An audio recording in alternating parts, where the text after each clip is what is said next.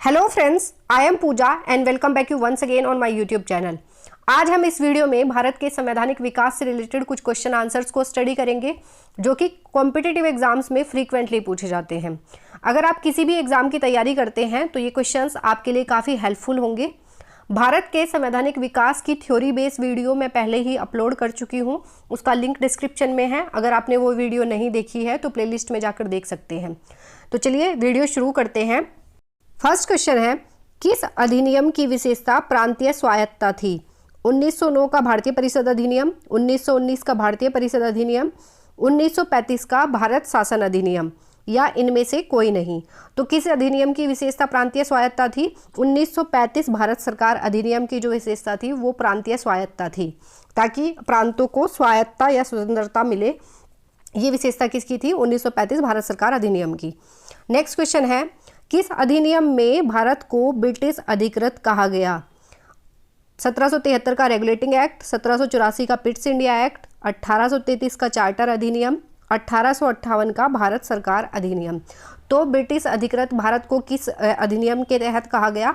तो 1784 का Pitt's India act.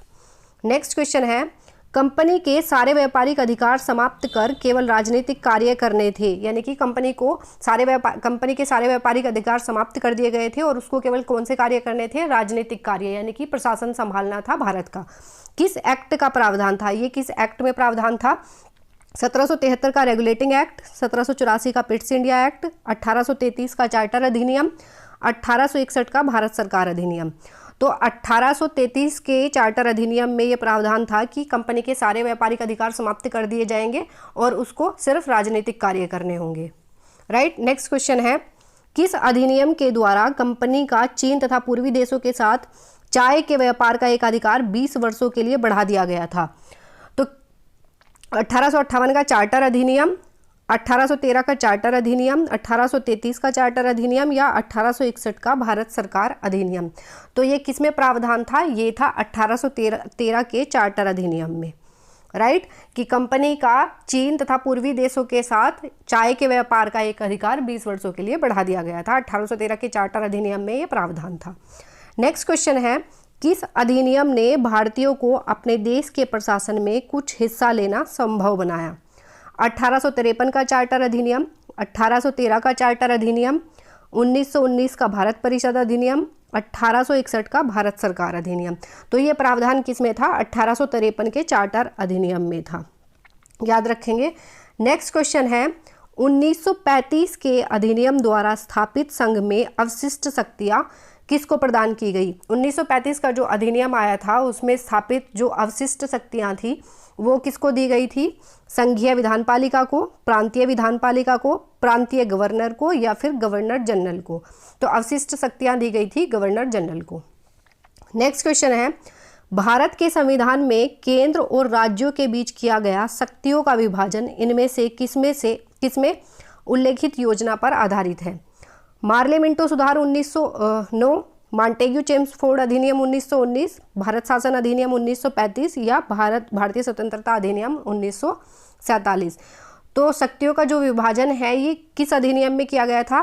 तो भारत शासन अधिनियम 1935 का ये प्रावधान है। नेक्स्ट क्वेश्चन है, निम्न में से किस अधिनियम द्वारा भारतीयों को विधान परिषद में बजट पर बहस करने की शक्ति प्राप्त हुई? भारतीय स्वतंत्रता अधिनियम 1947, भारत शासन अधिनियम 1935, भारत शासन अधिनियम 1892 या फिर 1813 का चार्टर एक्ट। तो किस अधिनियम के तहत भारतीय विधान परिषद में बजट पर बहस करने की शक्ति भारतीयों को प्राप्त हुई थी? तो भारत शासन अधिनियम 1892 में। नेक्स्ट क्वेश्चन है, अखिल भारतीय महासंघ स्थापित करने का प्रावधान किया गया था? अगस्त प्रस्ताव 1940 में, भारत शासन अधिनियम 1935 में, भारत शासन अधिनियम 1892 में या फिर 1833 के चार्टर एक्ट में। तो ये किया गया था भारत शासन अधिनियम 1935 में। अखिल भारतीय महासंघ स्थापित करने का जो प्रावधान है ये भारत शासन अधिनियम 1935 में किया गया था। नेक्स्ट क्वेश्चन है, मार्ले मिंटो सुधार का उद्देश्य क्या था? पृथक निर्वाचन प्रणाली, भारतीयों की भागीदारी बढ़ाना, युद्ध में सहयोग हेतु तैयार करना या फिर पूर्ण स्वतंत्रता देना। तो मार्ले मिंटो सुधार का उद्देश्य था पृथक निर्वाचन प्रणाली की स्थापना करना। नेक्स्ट क्वेश्चन है, साम्राज्ञी विक्टोरिया ने 1858 की घोषणा में भारतीयों को बहुत सी चीजें देने का आश्वासन दिया था। निम्न आश्वासनों में से कौन सा ब्रिटिश शासन ने पूरा किया? रियासतों को हड़पने की नीति समाप्त कर दी जाएगी, ये पूरा किया।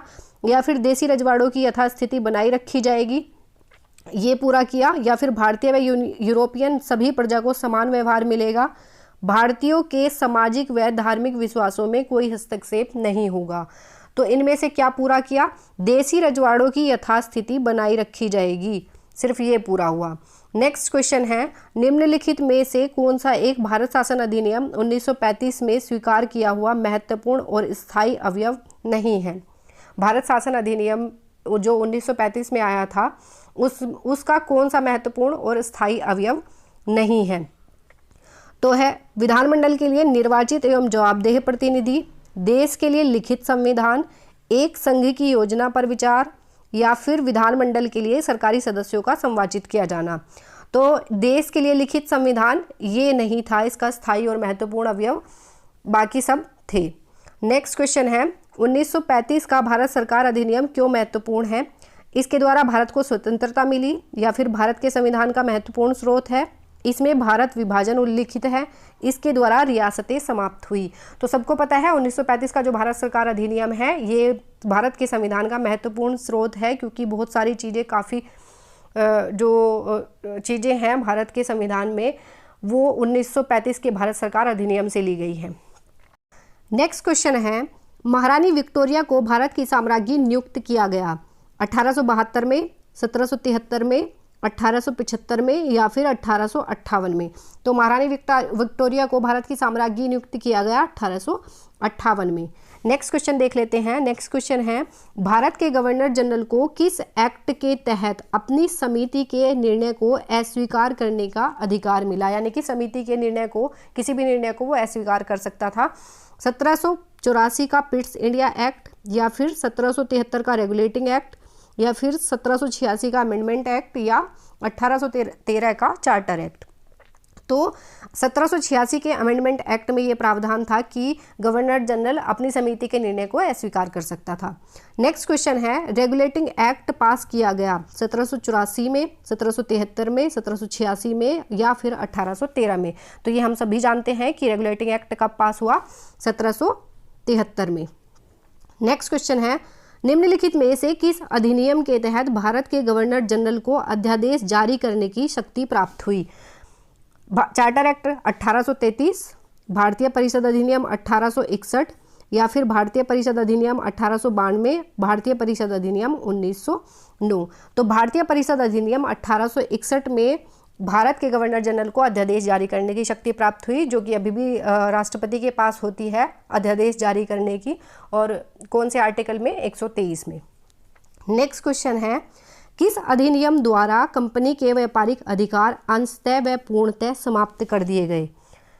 तो 1813 व 1833 के चार्टर एक्ट में, 1833 व 1853 के चार्टर एक्ट में, या फिर 1858 में 1919 का भारत शासन अधिनियम में, 1858 में 1861 का भारतीय परिषद अधिनियम में? तो ये कब हुआ था? 1813 व 1833 के चार्टर एक्ट में जो कंपनी के व्यापारिक अधिकार थे वो पूर्णतः समाप्त कर दिए गए थे, याद रखेंगे। तो ये आंसर क्या हो जाएगा? 1813 व 1833 के चार्टर एक्ट में।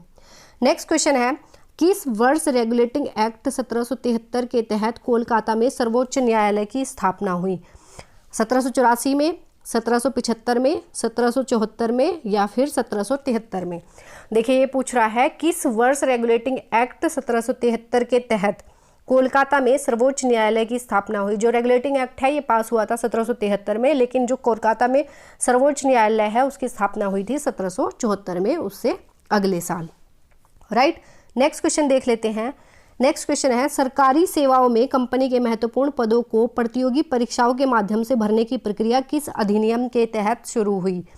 रेगुलेटिंग एक्ट 1773 में, 1813 का चार्टर अधिनियम, या 1853 के चार्टर अधिनियम में, या फिर 1861 का भारतीय परिषद अधिनियम में? तो ये कब हुआ था कि कंपनी के जो महत्वपूर्ण पद हैं उनको प्रतियोगी परीक्षाओं के माध्यम से भरा जाने लगा। पहले क्या होता था, जो कंपनी के मेन जो मेंबर होते थे वो नियुक्त करते थे, जो कंपनी के महत्वपूर्ण पद थे उनको। तो अब क्या होने लगा था, 1853 के बाद से प्रतियोगी परीक्षाओं के माध्यम से जो पद थे वो भरे जाने लगे थे।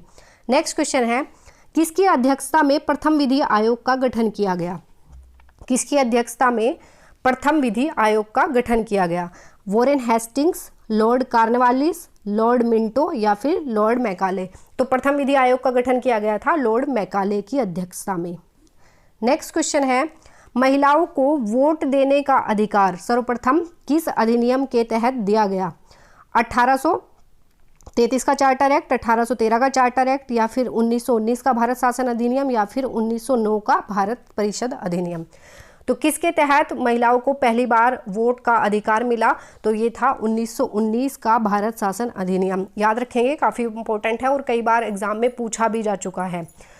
नेक्स्ट क्वेश्चन है, भारत में जब क्रिप्स मिशन भारत आया तब उस समय भारत का वाइसराय कौन था?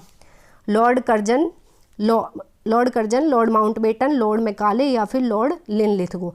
तो जब क्रिप्स मिशन भारत आया था तब भारत का वाइसराय था लॉर्ड लिनलिथगो। नेक्स्ट क्वेश्चन है, बम्बई, मद्रास और कलकत्ता में उच्च न्यायालयों की स्थापना कब हुई? 1861 में, 1833 में, 1858 में या फिर 1919 में? तो बम्बई, मद्रास और कलकत्ता तीनों में उच्च न्यायालयों की स्थापना कब हुई? 1861 में। नेक्स्ट एंड लास्ट क्वेश्चन है, भारत की संविधान सभा गठित करने का आधार क्या था?